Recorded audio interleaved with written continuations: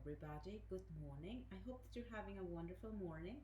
Today I want to make our keto, low carb, grain free, gluten free, sugar free granola, whilst I'm also talking to you a little bit about the sweetness that we love, the sweetness that we would typically use for our baking or our cooking, but also perhaps some of the sweetness that we would avoid, and that we don't like to use for our baking or our cooking.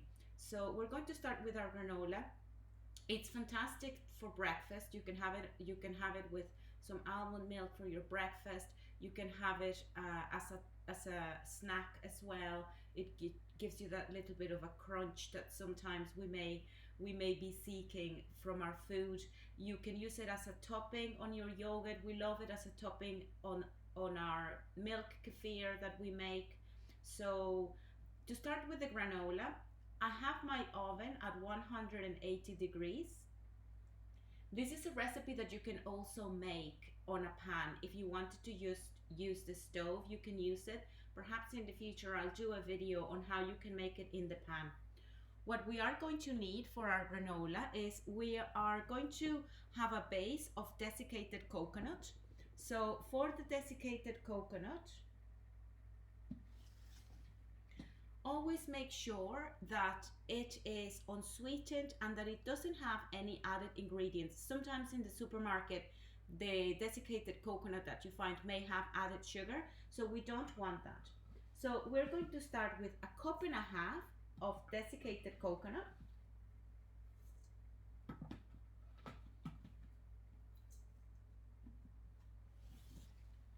Our next ingredient is going to be flaxseed. The flaxseed can be ground or whole.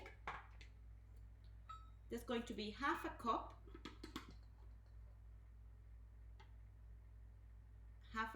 of flaxseed.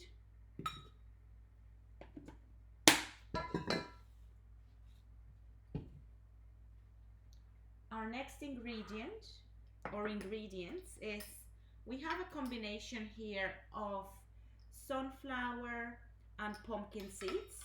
That's going to be half a cup.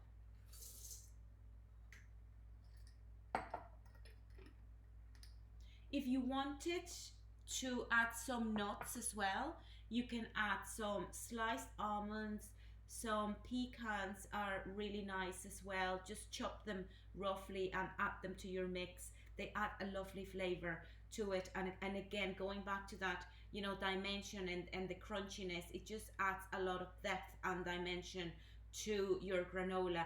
The more different textures that you add to it, the more dimension it will have and the more that you will enjoy it. So again, to add another layer of to our granola, I have chia seeds here. I love chia seeds. They really do give you that crunch. That's half a cup of chia seeds.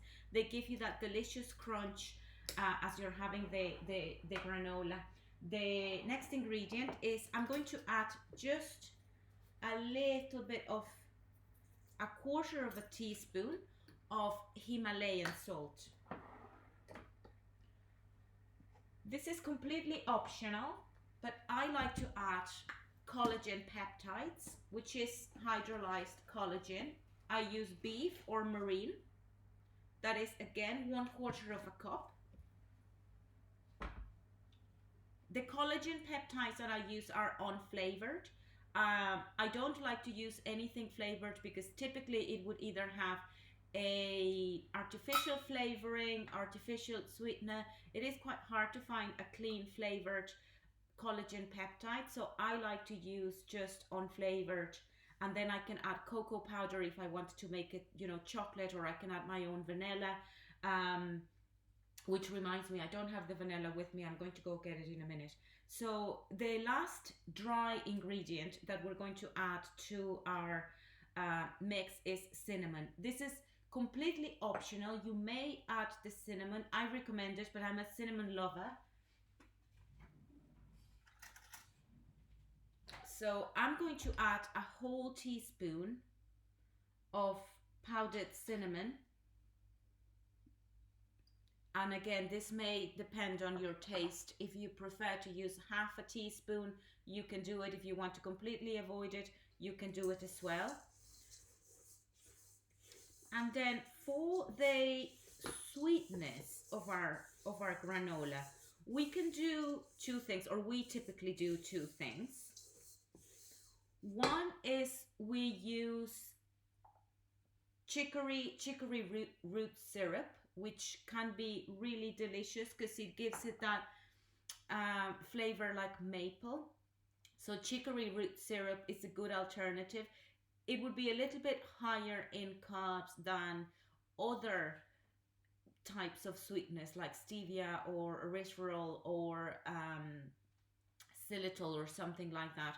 It is though really delicious. In this case, what I'm going to be using is just powdered erythirol, which I'm going to take here.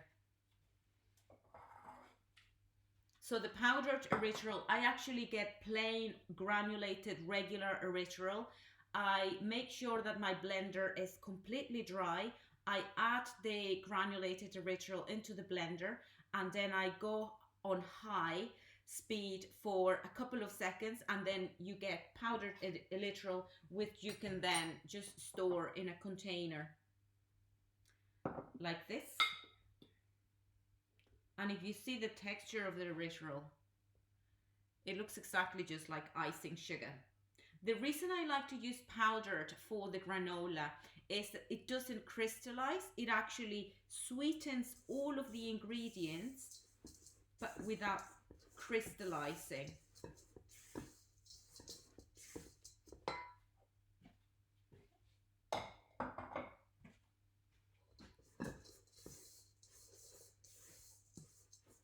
So our last ingredient is going to be a fat.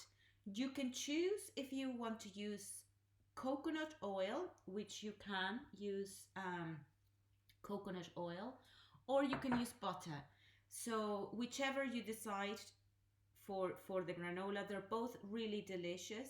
The butter gives it a little bit of a creamier flavor to it, almost like if you were eating a, you know, like a granola bar. The coconut, it will taste a little bit of coconut as well, but since the base is desiccated coconut, it's not a bad thing. So I have melted coconut oil here. We're going to use half a cup of melted coconut oil. I had to microwave or heat our coconut oil because it's solid here, because it's not yet warm, so it does tend to solidify. So we're just mixing all the ingredients. You can add a flavor to it. I added the vanilla. You can also add, sorry, I added the cinnamon. You can add vanilla, or you can also add something like orange extract or something that adds more flavor to it. During the winter, we love to make a spice granola, so we add some ground ginger, nutmeg, cloves, and it makes a spice granola, which is delicious as well. Today I'm just going to keep it simple with the cinnamon, and I'm actually going to add some vanilla extract. I'm going to go get it.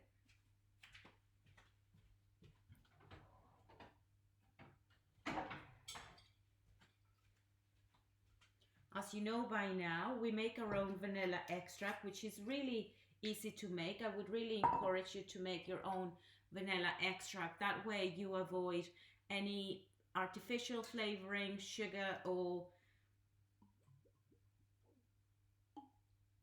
artificial sweetness as well that sometimes vanilla can have if you buy it in the supermarket.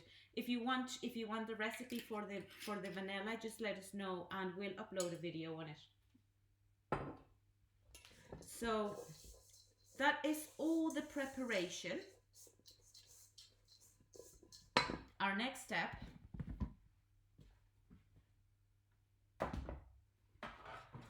is just to bake it. So I have a tray here.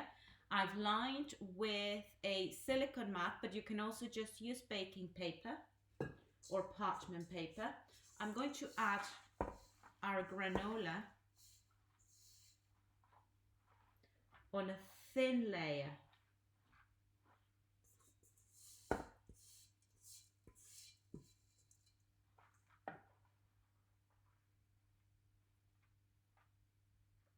Just make the layer as thin as you can.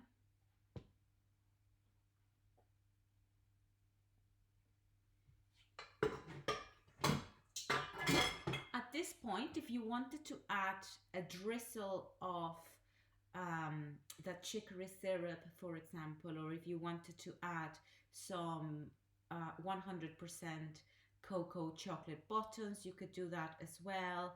If you wanted to add unsweetened chocolate chips or anything, you can just sprinkle them on the top. We're making ours just as it is now. So the flavor is the cinnamon and the vanilla, and we used coconut oil. So we're going to put it in the oven for 15 minutes, and then it's going to come out delicious and golden and crisp and ready to eat.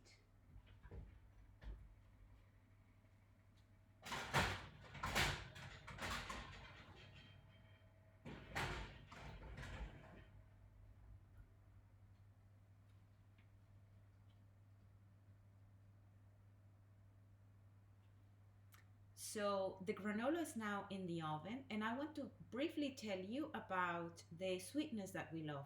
So as you saw with the granola, I used powdered erythirol. So erythirol is one of our favorite, if not probably my favorite sweetener to use. It doesn't leave an aftertaste. It's safe to consume for people, humans, but also with pets.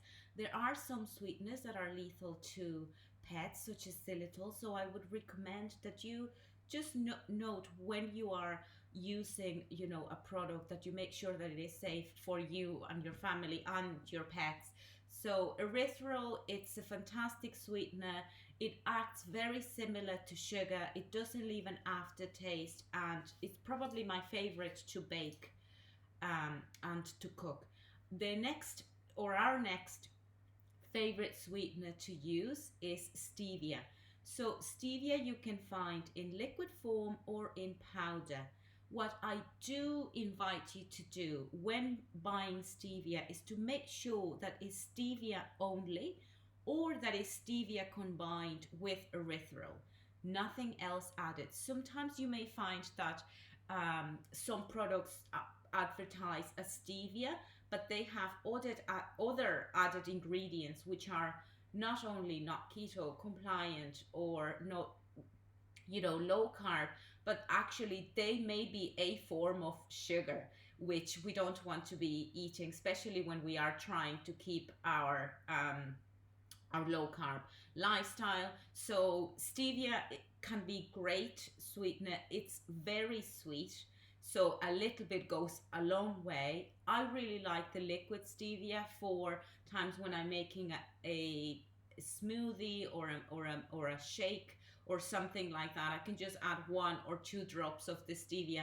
and it can very quickly make, whatever you're making very sweet and delicious.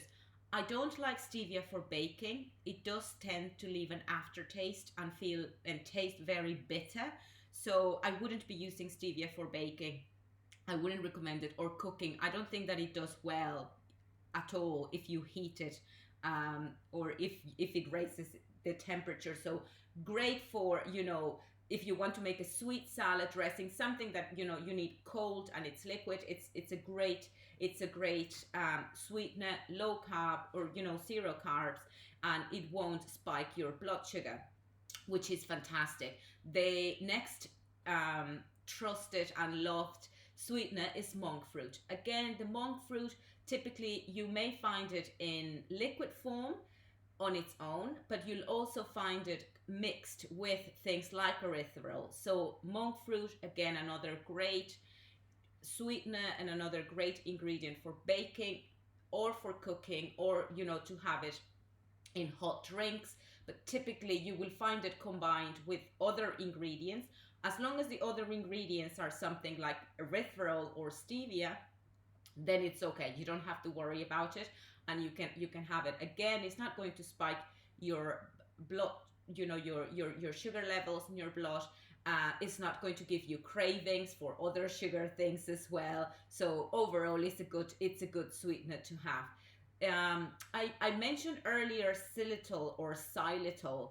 So people love it. Some people really like the flavor and the taste and the way that can be used for baking and cooking. However, it is lethal for pets, so we just don't regularly use, or don't use xylitol at all, just for that reason. We don't want to accidentally you know poison our pets. And the last one that I mentioned to you was I was making the granola is the chicory root, also known as inulin. So inulin or chicory root are really good ingredient to have. It has natural prebiotics and probiotics. It's high in fiber, so it's okay to use for like a low carb and keto lifestyle, but on small amounts, because it is not zero. It doesn't have zero carbs. It does have added carbs.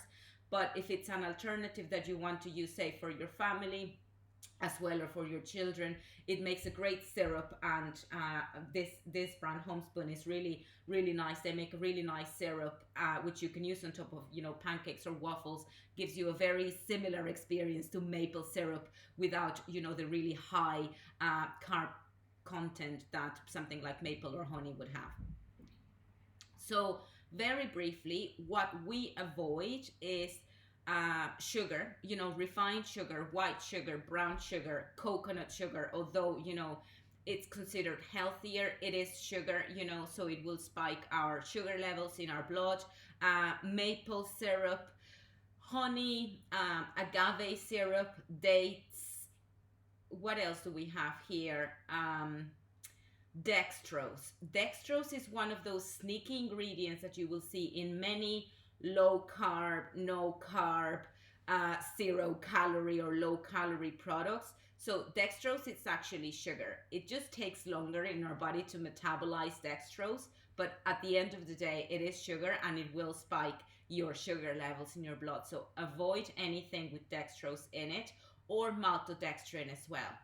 I found some products with that would advertise as stevia, and they would have added maltodextrin. So we would avoid them. We wouldn't consume any of that. So to go back to our loved ones, is we have erythirol, pure erythirol, or combined with something else, like stevia or monk fruit. Then stevia on its own, it's a great sweetener, but perhaps not for baking or cooking, because it does tend to make foods a little bit bitter. You have your monk fruit, which is delicious for both cold and hot, and baking and cooking and anything like that. You have xylitol, which is very similar taste to sugar. No, it doesn't have any carbs. It doesn't spike your sugar levels. However, it is lethal for pets. And lastly, the chicory root, also known as inulin, actually, which it does have some carbs, but it is still considered low carb, has a high content of fiber, which is good for our gut. It has good prebiotics, good probiotics, and overall, it can make a good alternative to something like maple syrup or honey or agave syrup or something like that. So always look at the ingredients. I think that is something that we have learned, throughout our journey in our happy, healthy guts, that we always read the ingredients in different products. We always want to make sure, that there is no added things from what they're advertising that they have. And we do find that sometimes they do. So we just know what to avoid. I'm going to check how long we have in the granola, because I wanted to show you what it looks like once it's done.